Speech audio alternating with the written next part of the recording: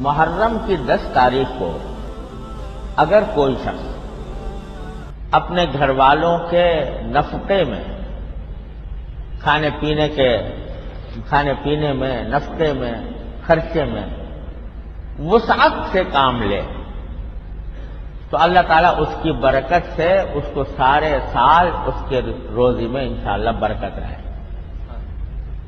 یہ بھی سرکار دو عالم صلی اللہ علیہ وسلم کی ایک حدیث میں آیا ہے۔ لہذا عاشورہ کے دن عام دنوں کے مقابلے میں اپنے گھر والوں کے لیے کچھ بہتر کھانا بنانا یا بہتر کچھ معمول سے کچھ زیادہ ان کو خرچہ دے دینا، یہ بھی حدیث کی روح سے موجب برکت ہے۔